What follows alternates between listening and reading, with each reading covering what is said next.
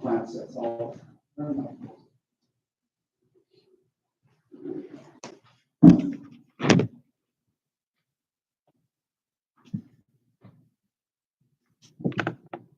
think, was it able to put it up online? I sent her all the Yeah, I sent her all the stuff, and she's like, well, yeah, I'll do it. Got an email from one of her workers. Yeah, and Works. like it's all good. I didn't see it.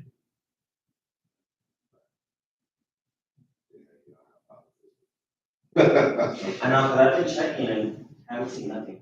I know. Yeah. Even the ones that are new.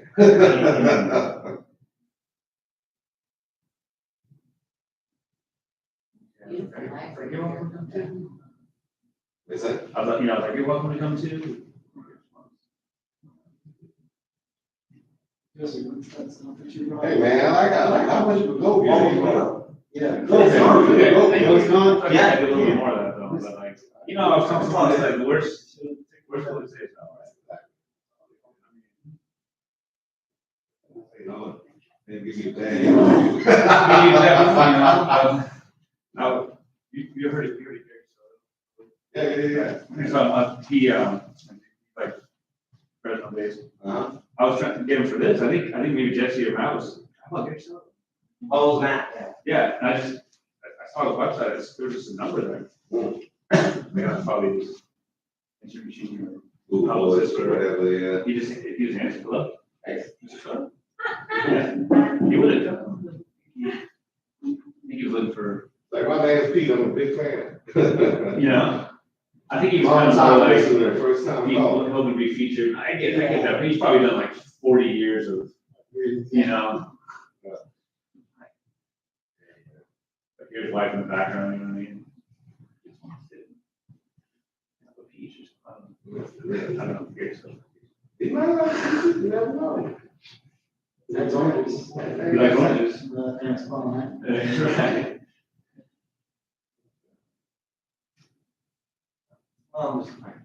Yeah. Is it nice? Yeah.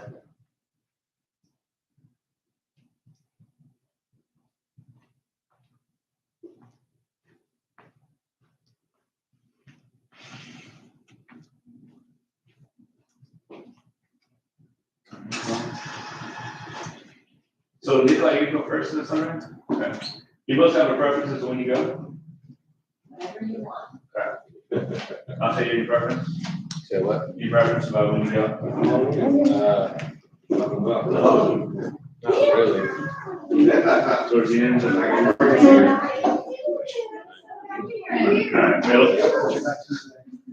I don't think so, Jerry. Nice to meet you.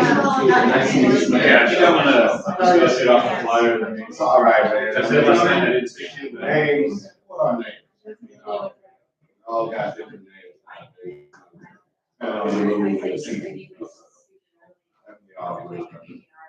Nikolai, KR, Mauricio, Lorenzo, Maureen. Yeah. Okay, that's fine. Fresno, man. Okay. Yeah. A lot of time in Fresno. Fresno, Clovis area. Oh, okay. Yeah, you know,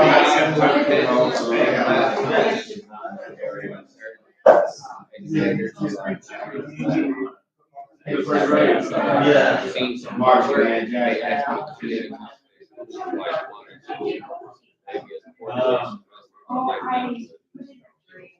Yeah, watching bands, jazz bands, you know.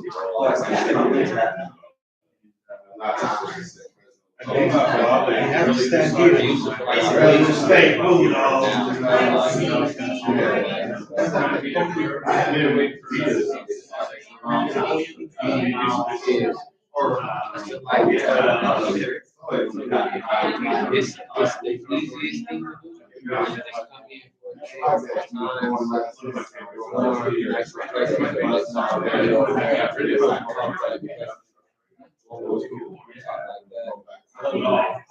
Yeah, so I started with, class on nada de guía, que no me gusta, que nada de Worse. The schedule that sometimes not you're my second. lens. Yeah. I would do, I would first do that. especially with arthritis, everyone's out. It's like, much like they have things that they are something they do share is like so. Yeah, but I appreciate In the all this. classroom, it's difficult to like have them open up, and then they gotta go to the lab. So it's like, it's easier for me, they came like after school setting, it's like, okay, boom. Now, how are you? What's going on? And then we can take that time. Well, Sagittarius, you know, I gotta bring it all back. Hopefully give you some fuel after paying for a long day of school. We're out here. Whatever chaotic or whatever environment. Also, that voice you Then need to sometimes we continuously build like that. And the school system is kind of like, I've tried it, usually difficult. Well, it is something last Depending on how time. they process, teachers may dictate how to show you that So we go, space. we go. Teachers will do this. We go to. No, it's been challenging for so long, right? To say like, I wouldn't mind if I acted, but over the years I've kind of been reluctant to do anything longer than maybe one or two quick visits. Just say, my name's I'm looking forward to anybody that's ask me any questions, anything, like share, reach out to me outside of here, different type of space. Feel free. Need help with poetry, need help with publishing.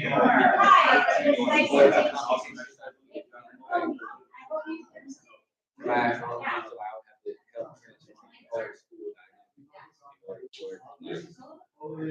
dynamic. But that's just where I'm at now. Years ago, I used to go to school a lot. That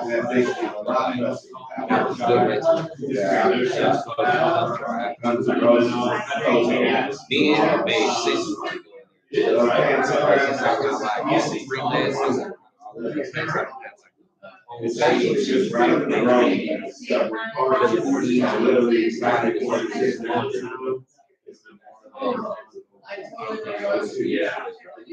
I'm not gonna say I'm not. I just have to figure out the approach.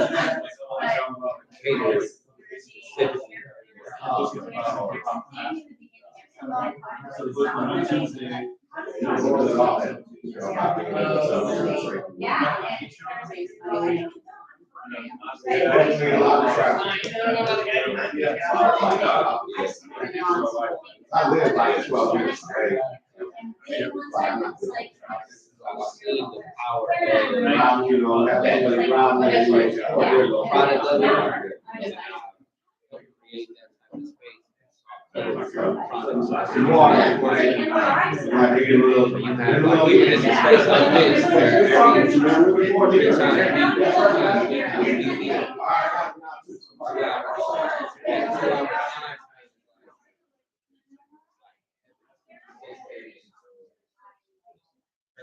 field trip. It's the way their minds go explore, talk, play music, write, watch a video, prepare for a competition, go on the field, like whatever it is, 2 hours consistently. In a space where they can express themselves, cry, laugh, almost get chastised, but in a way that's like they know. Spirit. Somebody that's also practicing what they're practicing. I'm practicing for it. They're all giving each other feedback on how to get better. And all have a performance and all the time to go together. What you practice in class, homework is now going to go do it. Gordon, and 45 students I love it. I've heard. Yeah. Yeah, I suggest that you have to know what is in that. What they're done now. Is that true?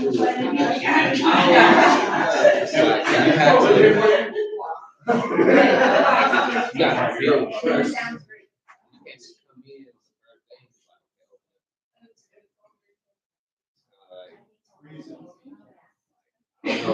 I don't like. You gonna have some battery for your laptop this time?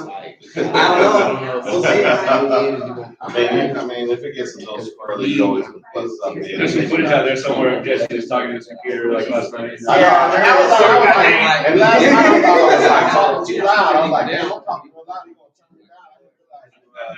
Yeah, especially with the battery on it, so I was like, man, my ADHD like the edges, man. I was all distracted. That's your brain, it's always ADHD. Yeah. I always gotta be careful, because one, I don't want to be like, disrespectful to people that have that diagnosis.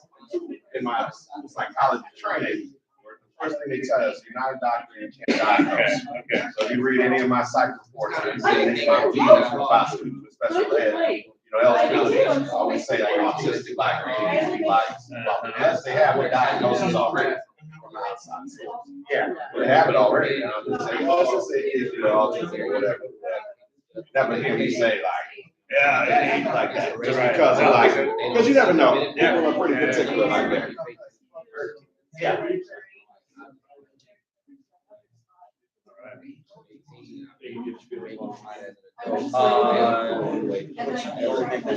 Yeah. Oh, I might do that after the first year.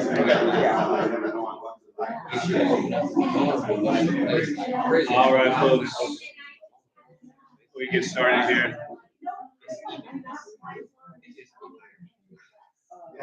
So like yesterday, today, he's basically reminding us. All right, here we go. So I don't want to have to be a disciplinarian here, but let's get going. So, welcome everybody. Awesome to see everyone here. Couple of the housekeeping things. That door is going to stay open. Literally, if you see anybody walking across the street, come on over. It's all good. It's all good. The woman scared the crap out of me here with this door, but if you get stuck in there, you're stuck. But obviously, if there's someone inside, we can help you. All right, so if you got to go to the restroom, whatever, but like, if we're the last ones leaving and we need to get back in, we can't. We're stuck. Yeah. So yeah, if you want to go to the bathroom, it's all good. As long as there's somebody still in here, they'll let you. Yeah. All right. I probably made it harder than it had to be. What else? So I mean, we got we're kind of preaching to the choir here, as far as what last night was like mostly. But so we're gonna start with Nikolai, and then from there, just gonna go straight down the flyer list, which maybe doesn't mean anything to you, but you haven't memorized it? Come on. So just tell you right now. So that'll be, and yeah, unfortunately, a few of the people weren't able to come because of sickness and stuff. And that's really too bad. But we have an awesome lineup. We're excited for this. So it's going to be Nikolai, followed by KR, followed by Mauricio, followed by Dante, followed by Maureen, followed by Ethan. And then Jesse's going to get in where he fits in. Too short, anyone? No, too short line? Okay. And maybe me too. I don't know. Yeah, go for it. Yeah. All right. So I'm rocking the shirt. I feel like kind of like an idiot, but Is it on YouTube? So the Chills of Will podcast is what I am the host of. My name is Pete Real. I'm a teacher right down the street, literally right down the street here on Del Paso. Yeah. This is the beautiful neighborhood of Natomas, which is right by the airport. A lot of people know it as. My exceptional colleague Jerry Green also works at MP3 High School in the whole district down, so we're down the street here.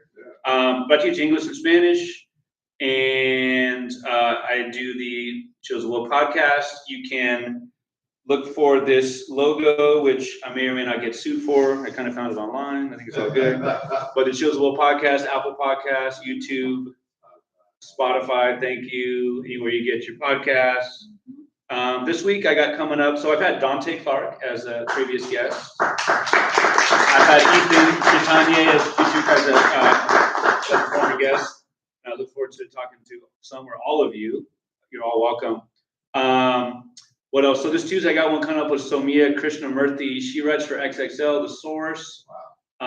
It's called, from an A$AP Rocky song, it's called Hip Hop Fashion Killer. So it's about the history of fashion and hip hop.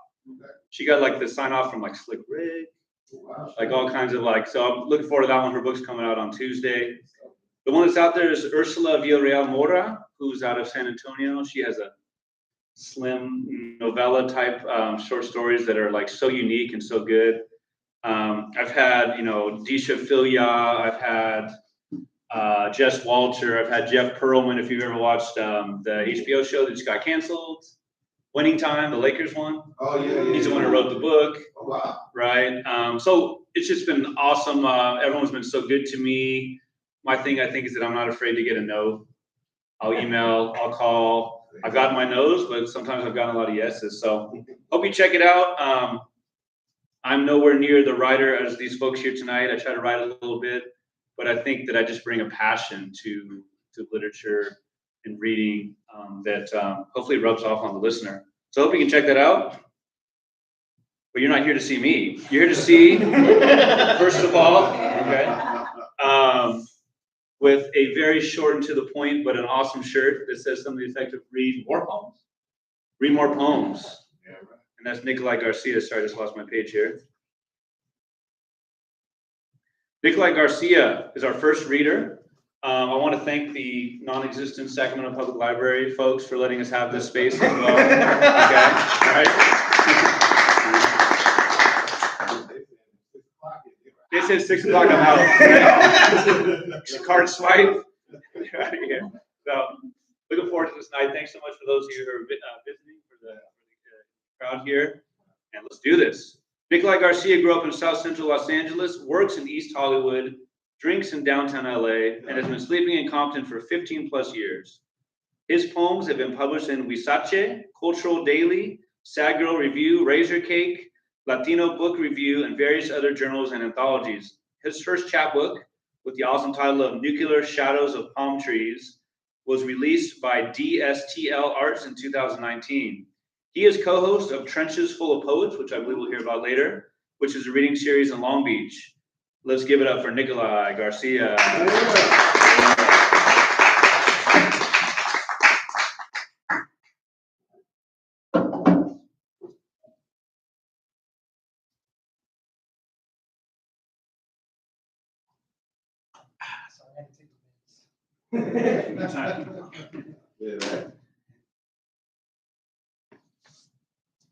Hello, my name is Nikolai Garcia, and this is where I'm from.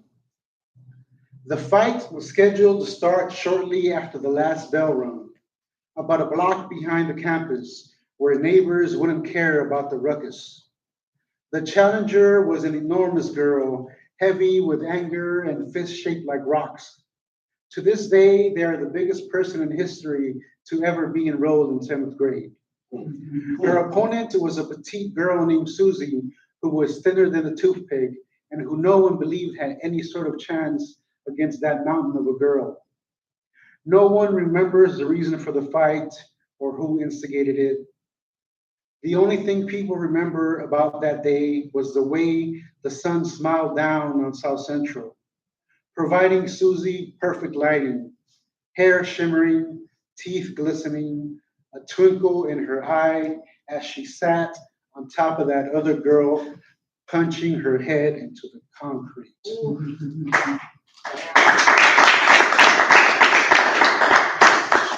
True story. Most called middle school legend. Luckily, I became different. Crazy. Combined, like 5, 6, 7 of them. I'm sure they're all being kicked out of the LA school.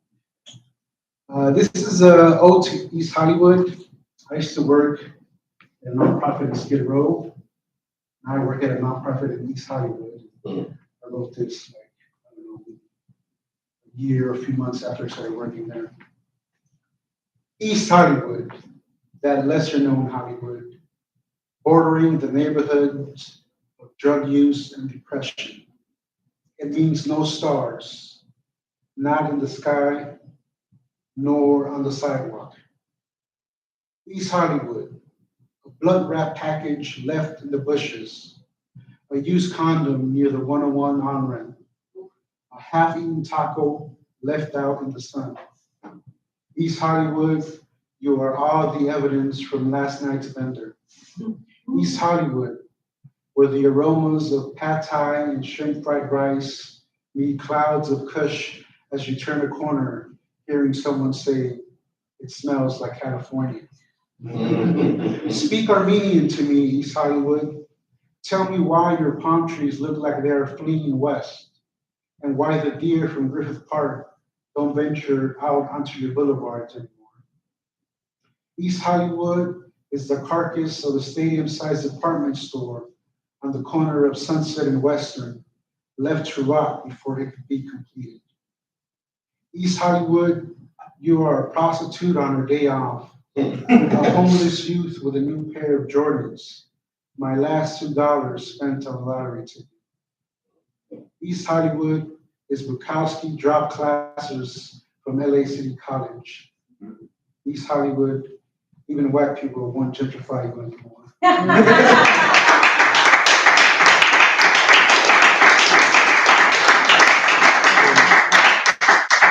A year ago today, we actually lost Art Defoe, DJ, very popular, especially among Chicano people. And so I'm mad that I didn't bring any poems about oldies, but I do have a couple about music, so I'm going to read poems about music. This one is called Love Poem for the Four Seasons.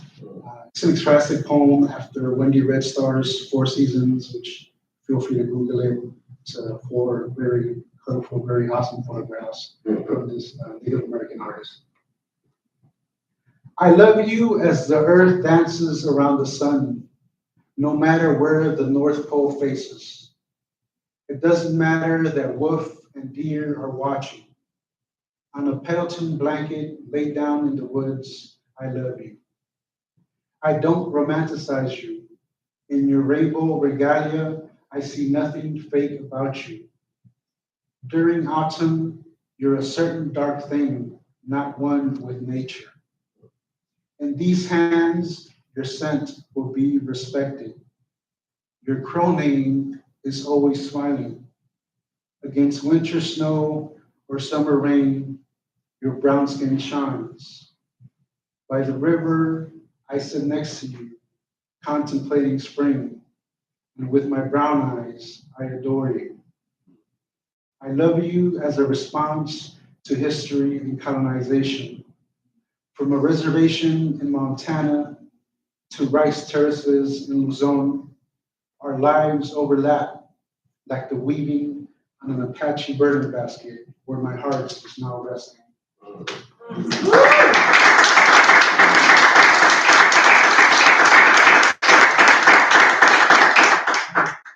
Let me read two more for you guys. This is called Mazzy Stars Fade Into You Crazy. What's there is a red glow spread out on everything. The jukebox hums soft love through speakers. A lone bartender mixes potions in near darkness. What's not there are roars of laughter, the sound of work complaints and empty mugs slamming. What's missing are the patrons, the regulars on a Wednesday night.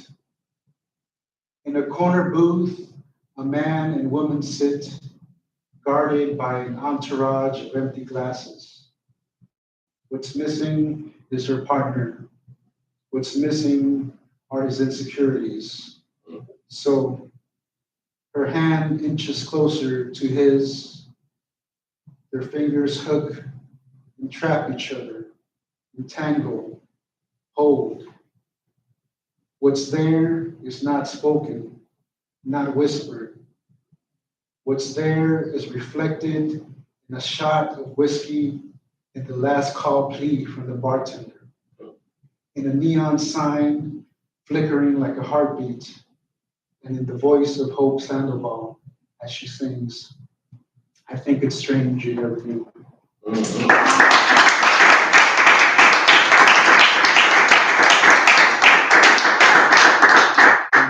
Last poem, oh wait, this one actually does have some.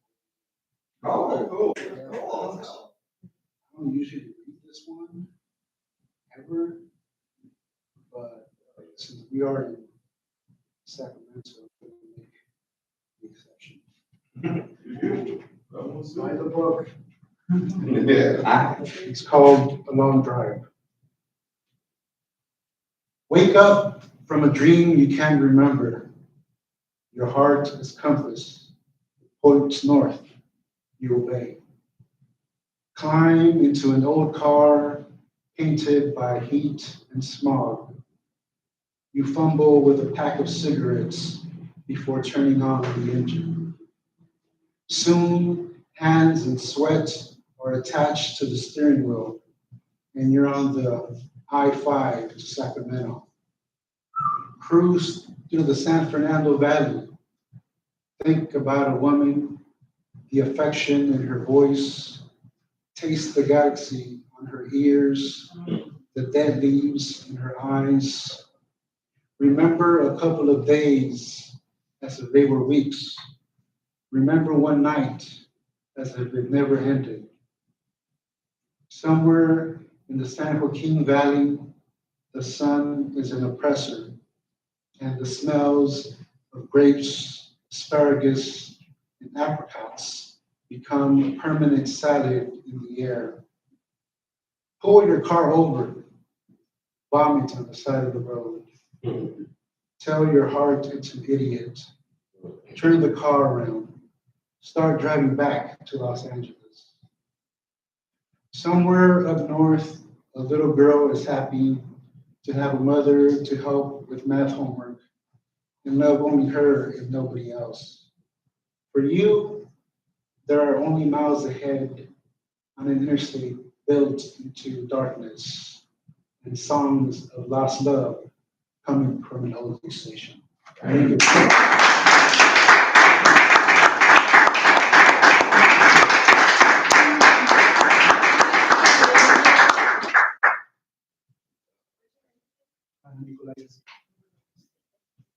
Thank you so much for that, Nikolai. Alright, so remember tonight one, I do some announcements. The first announcement that I'm gonna make is about Lit Hop Fresno. So next weekend, one of the panels that's gonna happen there is Punk Poetics from 3 p.m. to 3:45 p.m. at Fresbrew, 810 East Olive Avenue.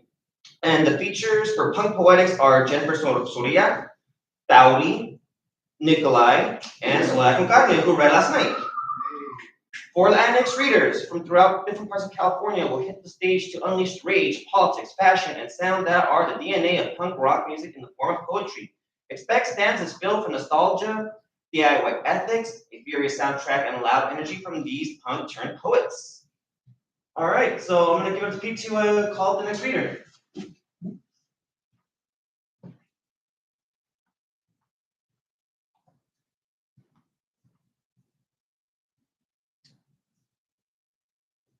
And again, a huge thanks to Jesse Tovar.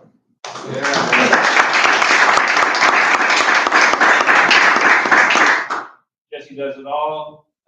Been so much, such a great partner in all of this these 4 years, and even just coming up from SoCal is not no easy thing. So thanks so much. It's awesome. Okay. So our next reader, K.R. Morrison. K.R. Morrison splits her time between San Francisco and a place she calls Mermaid Town in Southern California. Aside from writing poetry, she is a moon witch, a drummer, and a high school educator who has been teaching English and creative writing for 18 years.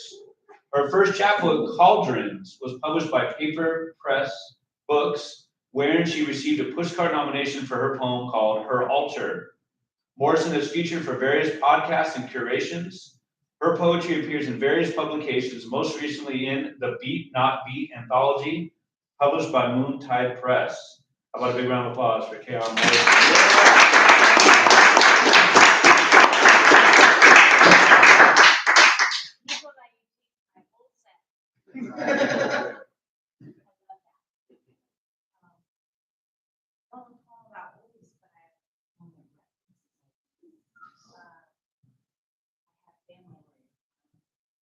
And I feel my mom a lot lately, especially here, you're why.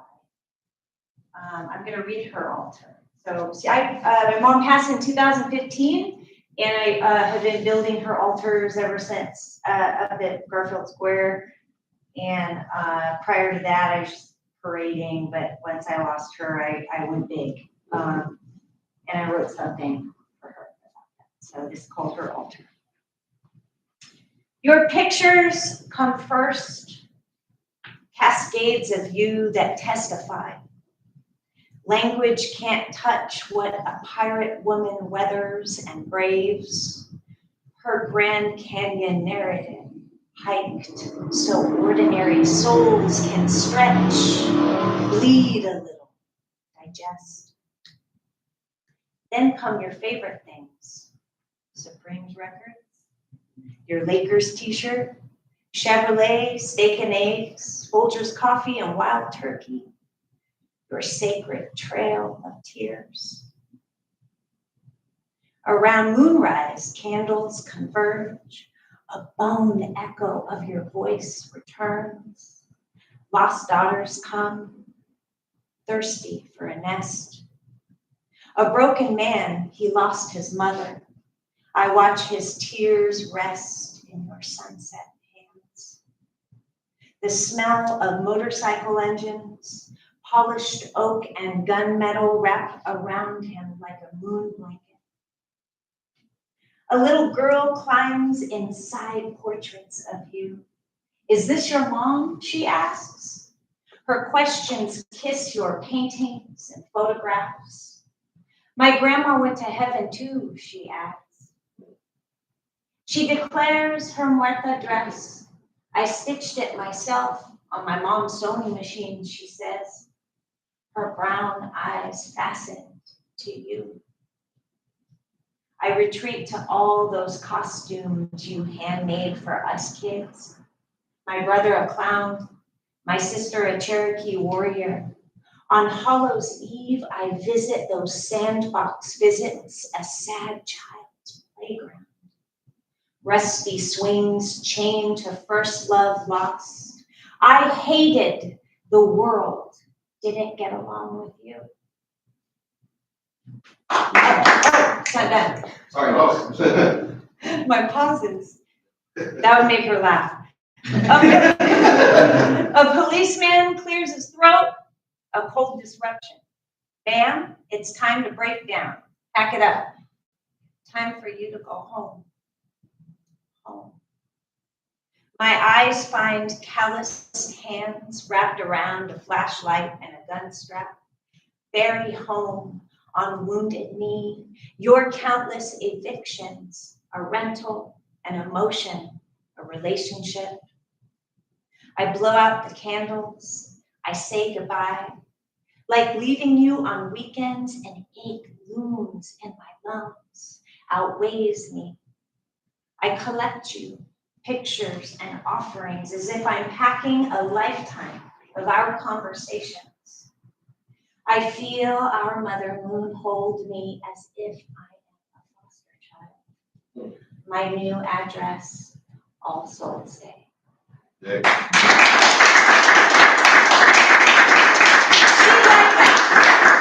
She always thought I was long-winded, so she would have. All right, I'm gonna read one more from here because it'll bring up your spirits a little bit. How about a good witchy breakup poem? Yes.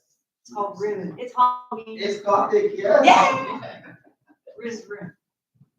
I cast 9 switchblades made of my skin. Black cactus reminders I buried in you. I resurrect in memory basements. My naked ghost dances ice-cold footprints through your backbone mazes. I kick rocks, turn over stones. I graffiti soul ruins so those conquistadors smell our magic. so your wounds know. I cast 9 gritas in you. Bruja echoes for every poema that holds you like my bed. For every meal you eat alone that tastes of me. So every painting or story made by left hand summon you and me. For new moons that turn her back from your hands, I cast your nights dark as the dead end you left in the sweet witch's heart.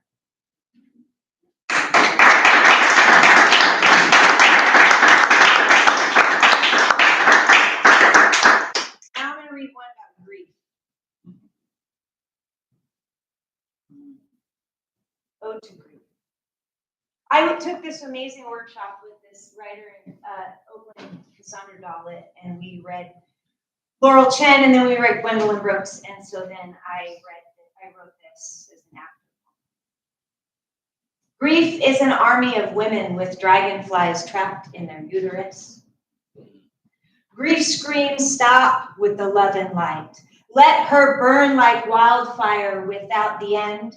Let her wildflower bullets cry out suicides and assaults. Let her conjure the dead.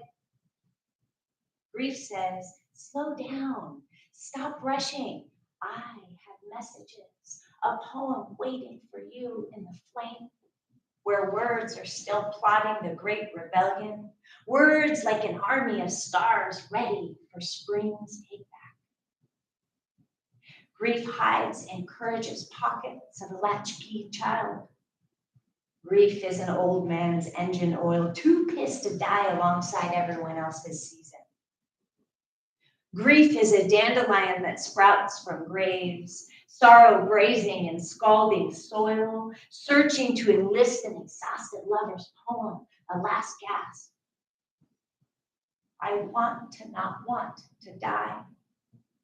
Grief and I argue about it all the time. I'm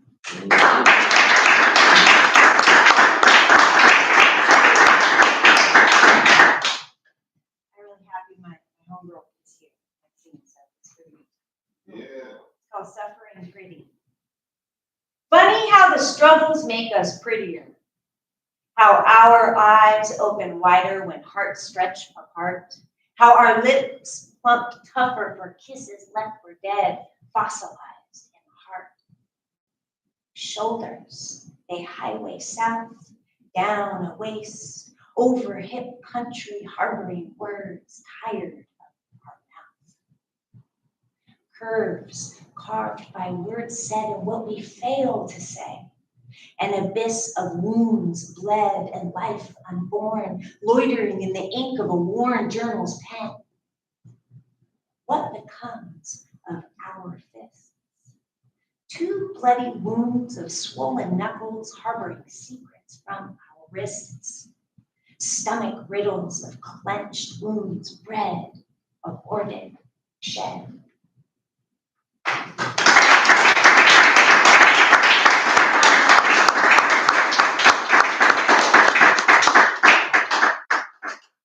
The floor is yours if you have more. Okay. I get tired of my voice. So it's you, not forcing you, but you have the time, or you can come back up later.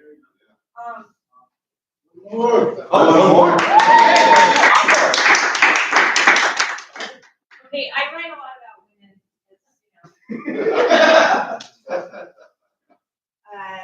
It's called Rupture.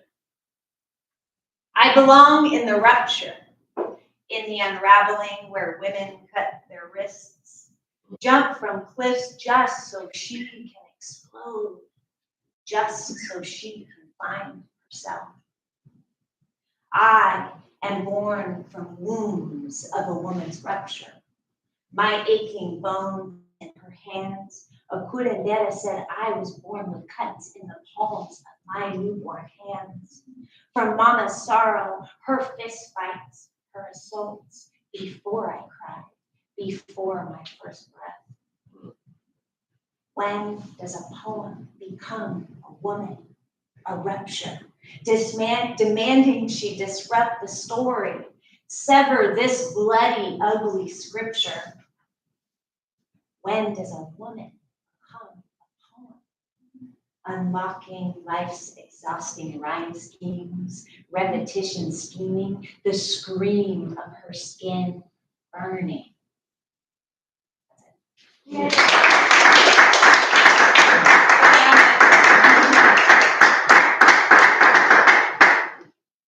just want to say your set was just giving me just gothic vibes because you know it's October, it's gothic, you know it's awesome. Yeah. Elvira, sure, right? Yeah, that's coincidental. I went to church. Yeah, it is. I just. So, last announcement for before we just keep on going with more readers is about my lit journal, lit stack that I started back in March this year. And then, as I said yesterday, in late September, I decided to put lit stack into the base of Best of the Net. I'm sure you guys have heard of that word ceremony before. That's run by Sunrise Publications. And Substack actually made it easy for me to pick the nominees because it basically told me like what the top views are. Yeah, between when Litstack started until June 30th, because that was the cutoff date for Best of the Net. And those nominees are Adam D. Martinez, aka Adam et al., Anti-Social Media, Brenda Vaca, Turquoise Trail, Hector Son of Hector, who read last night, and he actually read that poem, Los Angeles en su voz, Ivan Salinas, Beyond Baroque, and a lot of dope shit like Drifterzine, The Mota Blues, Jennifer Baptiste, who was published in Drifterzine, Light Lover, Jonathan Humanoid, who you can find reading at the Ugly Mug every now and then if you go down to like near Chapman University. This isn't the apocalypse I was promised. And Maestro Gammon, who is also like a musician and an actor. You haven't paid for a title. So those are my nominees for Best of the Net for 2024. I wish to see one of them in that anthology when it comes out next year. So, and then also, I recently basically mailed out my nominations for Pushcart.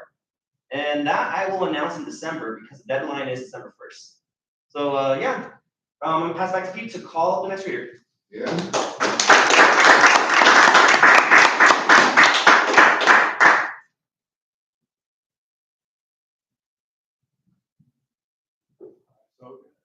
Thank you so much, Nikolai, for those images. That image of like the potential of the car ride stopped and the girl up north.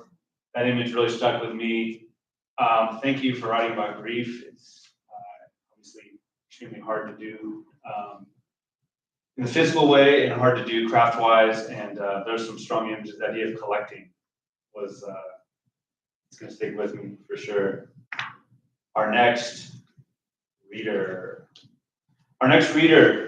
Mauricio Sol on Fire Moreno, is a first-generation Colombian-American artist and writer, originally from Elizabeth, New Jersey.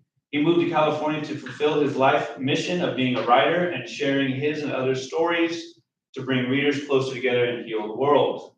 His works have been published in Concha y Café, Intercultural Press, Resurrection Press, No Tender Fences, Rigorous, and others, and he has been featured at several open mics throughout Los Angeles. He is currently working on his first novel. When he's not writing, he can be found in Long Beach donning Hogwarts robes and steampunk goggles, tending to his growing collection of fur babies with his revolutionary Ravenclaw wife. Give it up, please, for Mauricio Moreno.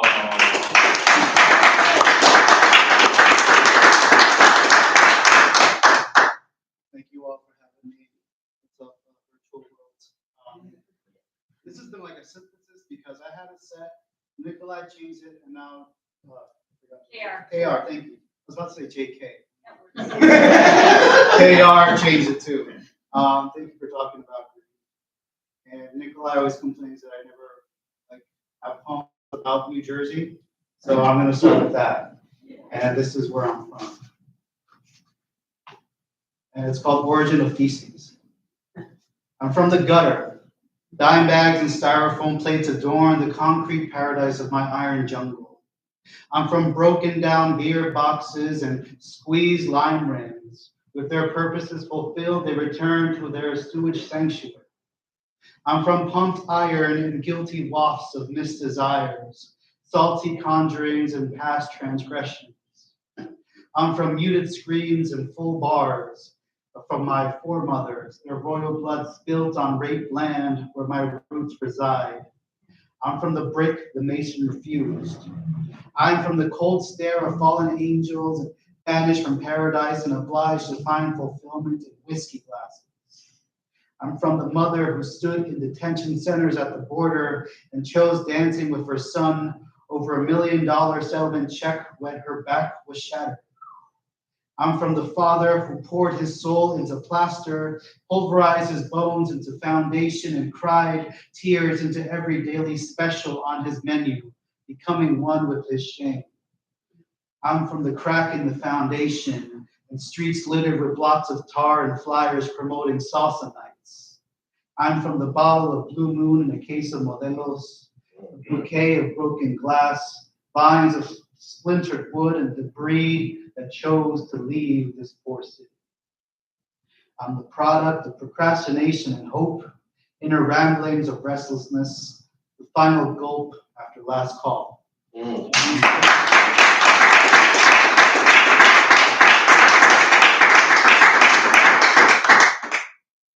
I'm gonna switch it up a bit. I'm gonna actually recite a poem about what it was like for me to grow up being born legally blind. At the age of 6, I was diagnosed. I don't know what it's called, but I couldn't see. And at the time, since we kind of grew up in not the best circumstances, my mom just thought I was complaining. Turns out at 6, I had like these really thick glasses, and the optometrist said I was considered legally blind. So that's what this was about. And it's called Eyes That Only See Color. At age 6, I complained to my mother of migraines and blurry vision.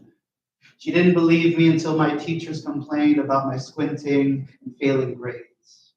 The optometrist fitted me with glasses the size of telescopes and smiled a kind smile and whispered, "You were born with eyes that can only see color." When you are born with eyes that only see color, your blindness always lurks beyond the rims of your glasses, forever reminding you of your deficiency, your dependency on others. You realize how crippling the fear of not seeing is, so you stop taking risks. You turn slowly when someone calls your name, your life revolving around the circumference of these Coke bottles on your face. When you are born with eyes that only see color, you don't see white as an absence of color. It's a beacon, a signal to stop walking on the fuzzy black, to wait for the blinking orange, the stuttering greens, and dodging the metallic blacks, and always avoiding those boys in blue, but remembering to wave at the magentas. Smell like white diamonds, so they won't pinch your cheeks. When you are born with eyes that only see color, you don't see blemishes on skin. You can't tell between fat and slim and Mexican or black. It's a grimace from a smile or a face from a threat, and skin tones just blend together from afar. You learn that they're not that different. When you are born with eyes that only see color, you live in the chaos of shades, squares of mahogany and crimson that are jabbing into an immense turquoise, amber triangles floating on beds of pine green. You are born with eyes that only see color. Your colors become your allies. Reds are sirens, loud and obnoxious. Greens are your best friends. Grays are self-medicated. Oranges never shut up about being orange. Brown is the color everyone says they accept, secretly hates. When you are born with eyes that only see color, your eyes yearn for clarity, an outline without needing to squint, some imperfect shape, a shade you have no name for. When you are born with eyes that only see color, you ignore imperfections and focus on the color of the soul.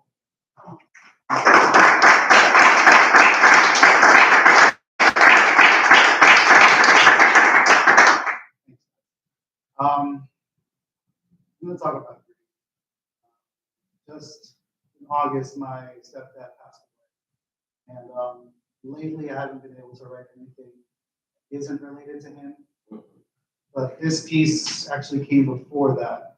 And I guess enough background about it is my stepdad was really sick. He had a lot of mental issues.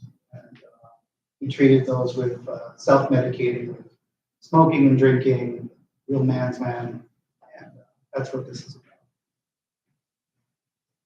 2 packs of cowboy killers a day, the strongest whiskey Ireland can make. That was the treatment my father prescribed for himself after a day of painting walls at the local union. Enough to send a man like him on his knees, but not him, no. His virility was measured in ash piles and highballs. Who needs yoga when Jameson controls your body for you? Tells you when to genuflect. The only warrior pose he knew came before passing out in the lobby, praising linoleum floors with a slurred words in a pool of saliva. He cradled his drink every Saturday like a child, rocking back and forth in a bar stool, liquefying his checks into rounds for everyone. The patron saint of Patron, doers disciple the gospel according to Buchanan's. A man like him wasn't afforded therapy. To admit you had a problem was a death sentence, being a Colombian man, an open target to break frail masculinity. He could never talk about his abusive father, his alcoholic mother, or the bullet-ridden bodies of his best friends. He could never talk about the friends he lost when the Twin Towers fell, the son that he lost prematurely, the many dinners he missed when he couldn't stand it. So his therapy came in pairs, whiskey and Marlboro, steak and eggs, humor and stories, avoidance and denial. Those are the options for therapy when you grow up in a family of men.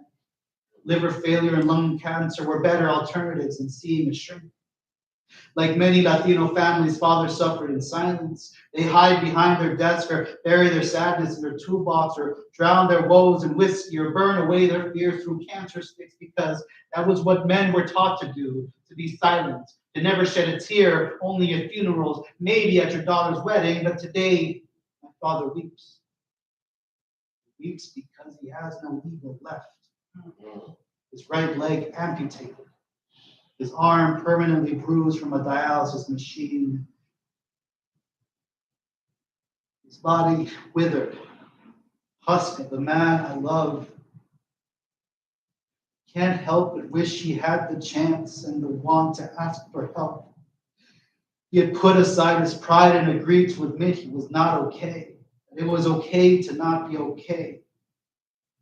Would he have chosen to kill him so slowly as he reaches closer towards the veil?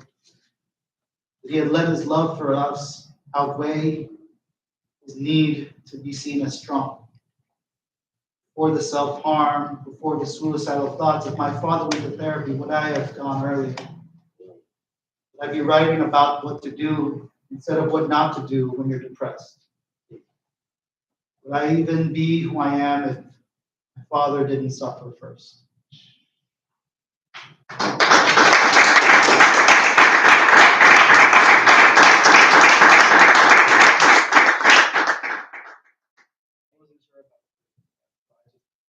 Appreciate you guys and send you all the way.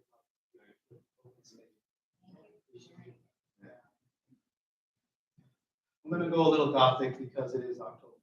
Let's go, spooky. I gotta talk about something spooky. Just because I love October. Yeah, it is. Let's see.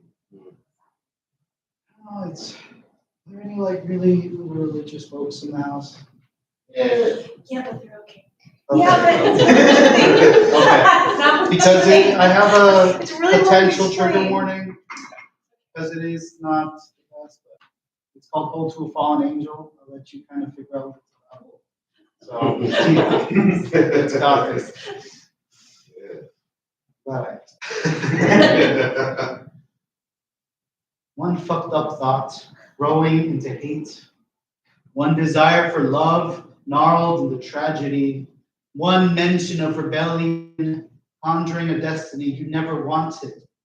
Your name erased from creation. Your efforts pulverized into a righteous fist. Your pain ignored by the Father. And instead, your villainy is immortalized. Your name is a desecration. Your actions judged not as a whole, but for the moment you question God. You are a victim to a merciless deity that wears his hypocrisy like a warm aura around his head. while you must wear your horns like a pillory for the world to curse, scapegoat for the sins of an unforgiving world. Slave to the freedom you sought, but no one bothers to ask you, fallen angel, about your broken heart. No sliver of sympathy can exist for the villain of this narrative, no.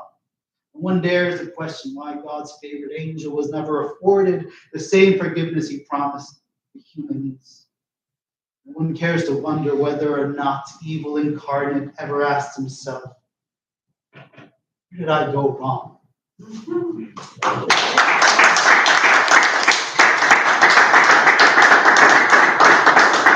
I got two more. I'm going to switch it up again. This is kind of a love poem. It's very spacey. You'll see what I mean, like not airheadedness, but like in space, if I can find it. And then I guess I'll finish with what's on my shirt, which is about the desert. I love it. Let me see what I can. How's everybody doing? Wonderful. I saw. Good stuff. Keep going. Thank you. Let me see what I can. There it is. 37. Does anyone want to play that number tonight for the lottery? 37. I might be lucky. So this is called "I'll Never Stop Searching for Us in the Stars." Do you recognize me, kindred soul? Can you see past the shell of a body? You may not remember, but our souls once danced among starry oceans. We created constellations with our steps and shot stars from our heels and formed supernovas at the places that our hands met. Consuming the space between us, we became black holes, bending time to our will with our swings and our turns. Since when did the dark matter? We loved with nothing more than dust, hydrogen, and helium fueling our pasolole. Magnetic attraction pulsating our passion across the galaxy. Rays of light shooting past us like bouquets from the sun in our envious joy. Now we are bound by gravity. Our movements constricted by flesh that withers. Muscles that atrophy, bones that fracture, tendons that tear, skin that cracks, blood that dries, body that dies. Can you see me? Or are you distracted by my distinctions of this iteration of my body? Do you see the moon's golden aura in my irises? Would you look away if they've lost their glimmer? Would you embrace my weary body and my core collapses on itself? Or resist it if it pulls you in and denies you a salida and devours tu luz interior? Perhaps our orbits are not meant to overlap in this life. No resolution to our tango, no finale to our surrender. We left our axes to each other amongst quasars and galaxies, bound by the sun within us, repelling us towards our own revolution. I'll never stop searching for us in the stars.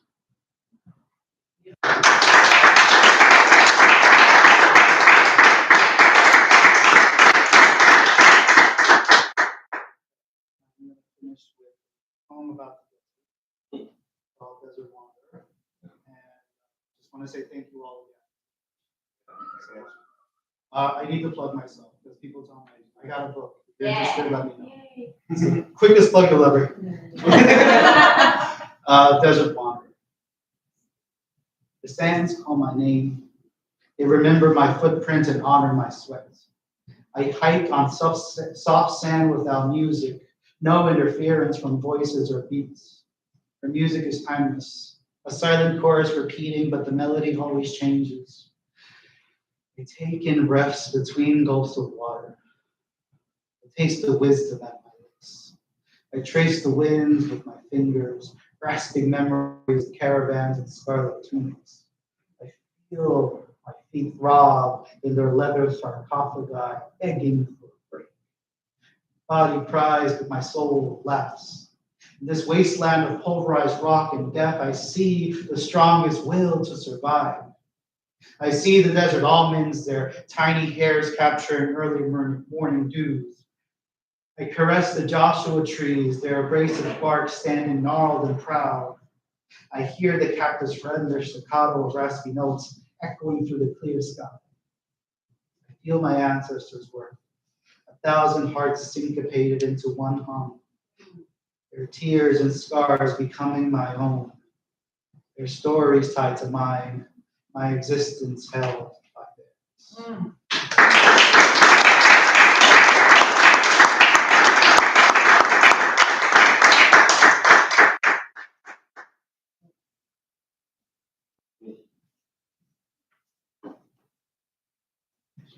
Gorgeous is the word, right? Sarcophagus. Plural sarcophagus. Yeah. My immediate reaction besides dang and wow is just, oh, like, oh, that's how you do a poem about grief. Like, that's how you do a poem about love. Like, wow. Thank you so much for sharing something so personal. Appreciate you.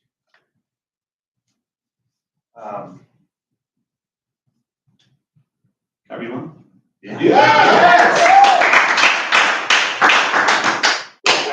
My poems definitely decided to be poems, yes. Kind of like half poem, half prose, I don't know. I do that all. I have a lot of pieces like that. Right? Yeah. Yeah. It's called Every Poem is a Poem About Mortality. This poem is a poem about mortality. In fact, it's about the immortality of the classic poem about mortality. The poem that has entranced Aristotle, Dickinson, and Dylan Thomas, Hawke and Alexander Pope, Jericho Brown and Garcia Marquez, Bjork and Bob Dylan. Every dream is a dream about mortality, where time is elusive, meaningless, ethereal, where Dali sets the menu and Freud teaches, takes notes. This dream is where high school is concurrent with adulthood, where my deceased grandma lives while her great-grandson lives, he oblivious to her touch, yet resplendent in it. Living before her, after her, with her, and never, except here, the twain shall have met. This poem is a poem about forgetting. This poem is about wisps, colors, shards, red with blood, passion, the fleeting view. This poem is about the spotless sunshine of the eternal mind. Dreams consume less time than waking life, we think, but maybe they are the bulk of our life without us knowing it. Maybe each dream is a samsara. I'm pronouncing that correctly. Maybe each dream is a samsara that erases all traces when it leaves. Its effects unable to be tabulated, but a registered footprint nonetheless. We forget in dreams. We forget dreams. Do I dare make this an elegy about immortality?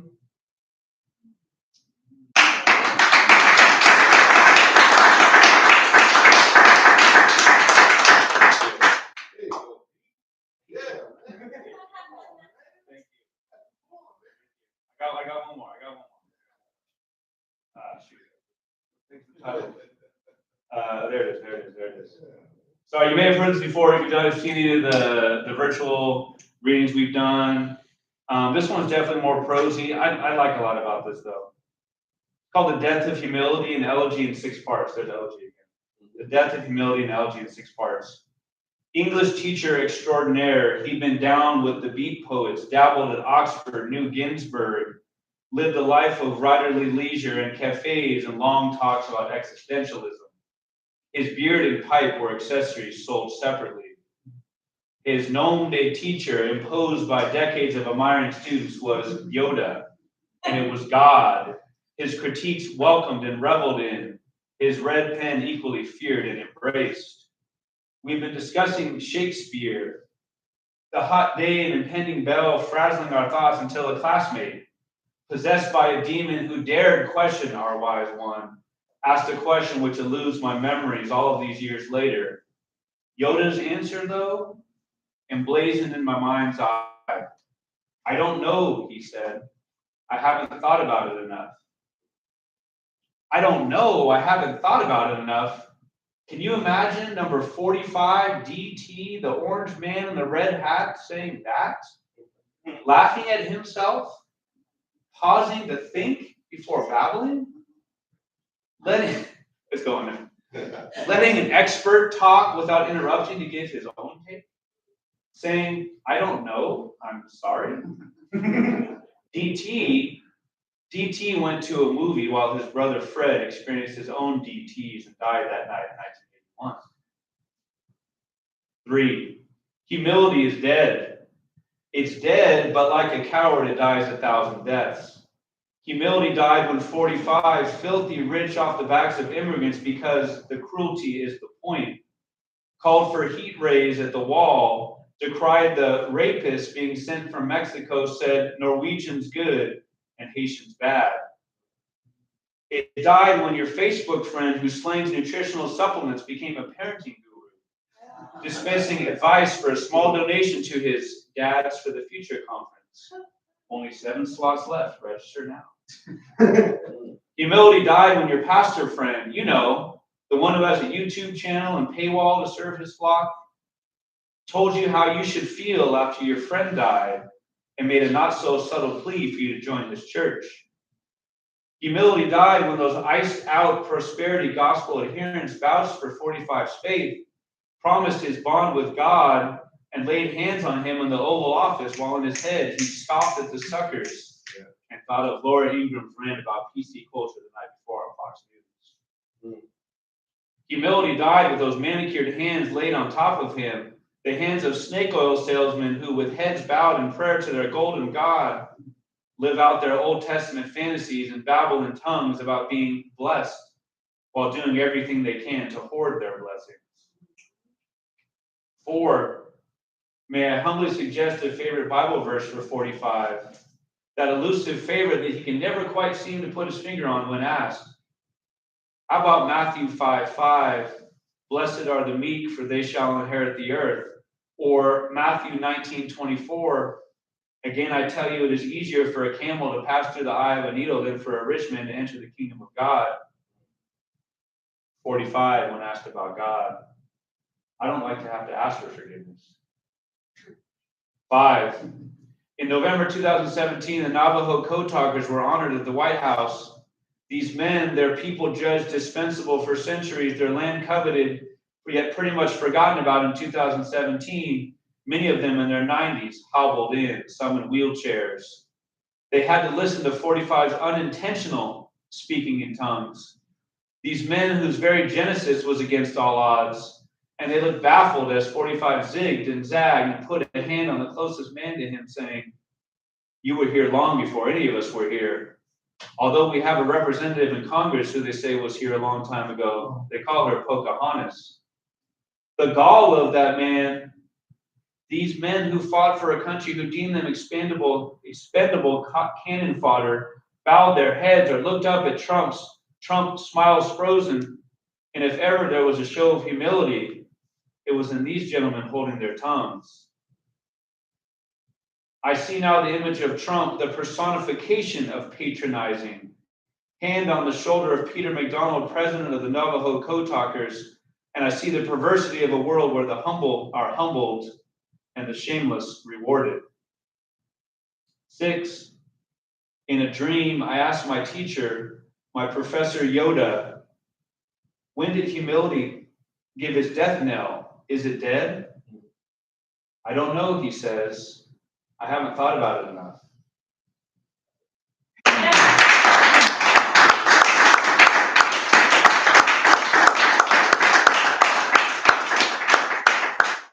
Thank you. I just want to say, Mauricio brought up I feel like that the poem about mortality is that, every poem, you said it was hard for you not to write about your dad, and I feel like I haven't been able to write about my brother who passed almost 5 years ago.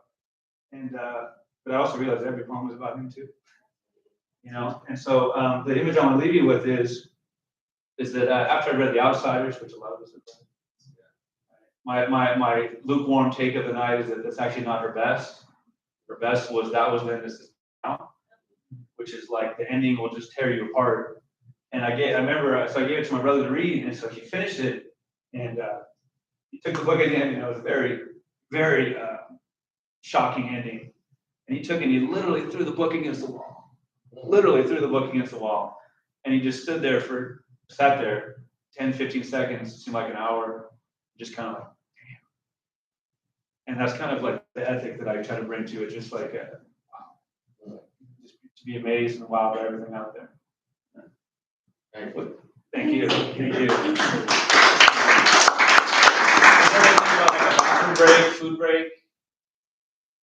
Yeah? What's that? Yeah? All right, yeah. Some awesome gluten-free cookies. Who's Good. coming? And who's up next Dante's after? gonna be next. Okay, Dante's gonna be next. because Yeah. I'll end the stream. Yeah. All right, I can't remember. Thank you. No, I was